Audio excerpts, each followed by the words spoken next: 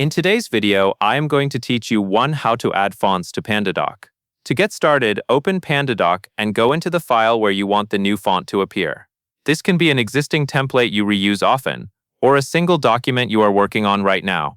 Opening the correct template or document first is important, because font changes are applied inside the file you are editing. Once your template or document is open, look for the formatting options. Find and click the Format menu, then choose Typography. This is the section where Pandadoc controls the fonts used for different parts of your content, like paragraphs and titles. If your document has multiple text styles, Typography is where you keep them consistent. Inside Typography, you will see style options such as body text and headings. Select the one you want to update first. If you want the main paragraph font to change throughout the document, choose body text. If you want titles and section headers to have a different look, choose headings. After you select the style, click the current font name that is already assigned. Clicking the font name opens the font selection area where you can switch to a different font. Next, choose the option to add a new font. Click plus Add Custom Font, and then go to the Google Fonts tab.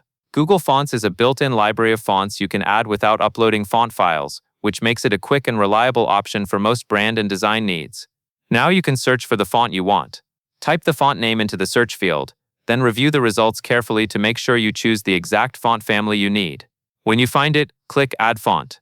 After adding the font, select Save and Apply. This final step is what actually commits the change and updates your typography settings in the document. As a helpful tip, if you are updating both body text and headings, repeat the same process for the other style so your document stays visually balanced. Also, after saving, scan a few pages to confirm spacing and readability look right, since different fonts can slightly change line breaks and layout. And that is all there is to it.